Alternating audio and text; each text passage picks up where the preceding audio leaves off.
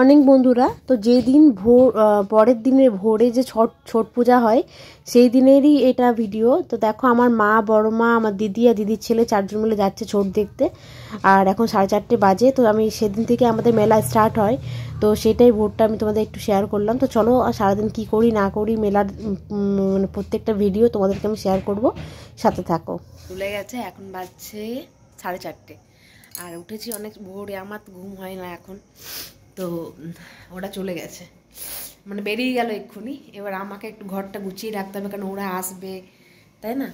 তো এসে নিয়ে আবার করবে। সে সকালে স্নান করে বেরিয়েছে, আর আমার তো পুরো সর্দি হয়ে গেছে। আমি ভেবেছিলাম যাবো, যেতে পারলাম না বন্ধুরা। তো আমাদের আজ থেকে মেলা শুরু হয়েছে আমাদের এখানে, আমাদের পাড়াতে। তো গোষ্ঠ যেটাকে বলে, কুঞ্জবঙ্গ হবে, কীর্তন হবে, মেলা হবে। তো তোমাদের সবটাই দেখাবো। তো চলো এখন আপাতত ঘরটা পরিষ্কার করে দিই। পাক্কা 4:30 বাজে, ঠিক আছে? তো চলো ঘরটা গুছিয়ে নিই। তো বন্ধুরা ঘরটা পরিষ্কার করলাম, শুধু ঝাড়ু দিইনি, ঝাড়ু দেবো। একটা মিষ্টি খেয়ে নিই, প্রচণ্ড খিদে পেয়ে গেছে। এক্ষুনি ব্রাশ করতে করতে বমি করে মরলাম, এক্ষুনি পর্যন্ত বমি আমার বন্ধ হয়নি। রেগুলার হয় না, কিন্তু যখন হয় কাশতে কাশতে মরে যায়। তো ভোরবেলা উঠেছি, এবার সর্দি জ্বর তো লাগবেই, আর চোখে জল বেরিয়ে গেছে কাশতে কাশতে। যাই হোক, একটু খিদে পেয়েছে, একটা রসগোল্লা খাই। আমি এমনি কিন্তু রসগোল্লা পছন্দ করি না, কিন্তু এখন একটু মিষ্টির দিকে মানে একটু ঝোঁকটা বেড়েছে, মিষ্টি খেতে ভালো লাগছে। তো এই দেখো রসগোল্লা, তোমরা কে কে খাবে বলো? আমার এঁঠো হয়ে গেছে, যখন আসবে সবাইকে খাওয়াবো। তখন খেয়ে নিই। একটা বোতলে জল নিয়েছি, মিষ্টি নিয়েছি। এটা খাওয়ার পর ঘরটা ঝাড়ু করব। ঘরটা ঝাড়ু করার পর এই 4:45 বাজতে যাচ্ছে, 4:45 বাজবে, একটুখানি দুয়ারে দাঁড়াবো, কারণ ঘরে না কেউ নেই, ভালো লাগছে না। ওরা আছে, ভাইরা সবাই আছে, কিন্তু সব তো সবার ঘরে ঘরে আছে, ওই জন্য একটুখানি বোরিং লাগছে। তো চলো খেয়ে নিই এটা, তারপর কী করি তোমাদেরকে সবটাই শেয়ার করবো, যতক্ষণ না মারা আসে। মারা এলো সেটা শেয়ার করবো। তো চলো আমি খেয়ে পরে আসছি। তো দেখো এখন শুয়ে আছি, আর 6:42 বাজছে, সময়টা পেরোচ্ছেই না। এর মাঝে আমি একটুখানি ঘর মুছলাম, কারণ আমাদের যে কাজের বউ আছে সে এখনও পর্যন্ত আসেনি। তা আমি ভাবলাম মা আসার আগে আমি ঘরটা পরিষ্কার করে নিই, ওই জন্য আমি করে নিয়েছি। আর মাকে ফোন করেছিলাম, দিদিকে, তো দিদি বলছে হয়ে গেছে, আসছে। তো একদম ভালো লাগছে না, সময় পেরোচ্ছে না, কেমন বোরিং বোরিং লাগছে। হ্যাঁ, একা থাকিনি তো এরকমভাবে, তাই। তো যাই হোক বন্ধুরা, এখন শুয়ে আছি অন্ধকার করে। এই যে ঘর সব পরিষ্কার হয়ে গেছে, পরে একটু পরে উঠবো। তো চলো বন্ধুরা, দিদিরা আসুক। তো দেখো দিদিরা একটু আগেই আসলো। কত টাইম দাঁড়া দেখি, 7:30, একটু আগে 15 মিনিট আগে আসলো। আর এই যে আগে বললো যে আমাকে তুলবে না, তো ওকে আমি প্রথমে তুললাম। আর এদিকে মা আর দিদি, এই যে মা আর দিদি এখানে আছে, আসো তো দেখাবো তোমাদেরকে।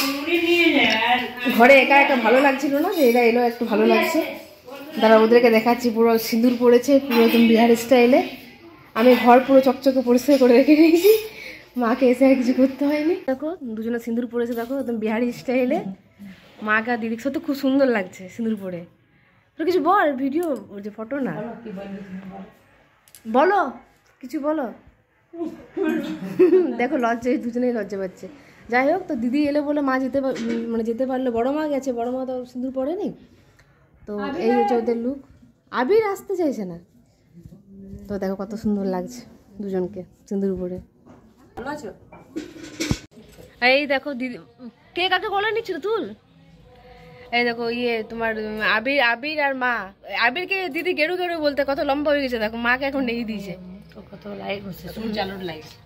এইদিকে যা তো, ঠিকই আছে, পরিষ্কার লাগছে। বাহ, ভালো লাগছে, খুব সুন্দর আছে। তো এই দেখো দিদি আর আবির, এই বড়দির ছেলে, এই একটাই ছেলে। আর মা দিদি, আমি আসছি না, আমি এখন সিঁদুর ফিঁদুর পড়তে পাইনি।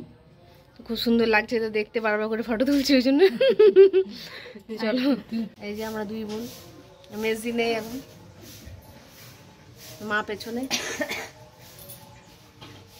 দেখো চান না করে সিঁদুর লাগাচ্ছে, জানি না পাপ করছে পূর্ণ করছে। গেলাম তো না, ঘরেই লাগালাম। আমি লাগাবো না,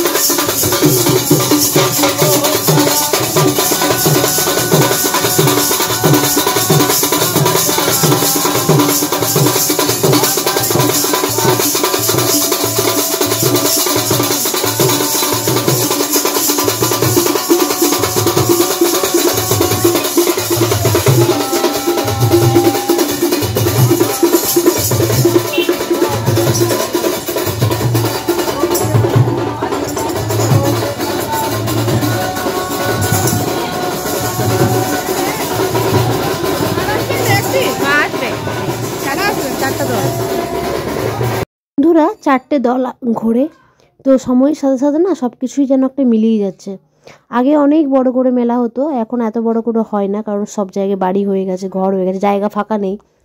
তো মেলাটা ছোট হয়ে গেছে, কিন্তু ছোট মেলা হলেও আমাদের কিন্তু এই কীর্তনটা আর এই যে দলগুলো পেরোয় এগুলো খুব ভালো লাগে। এগুলোর জন্য একটু ইন্টারেস্ট লাগে বেশি মেলাটা দেখতে। তো যাই হোক, চলো দেখতে থাকো।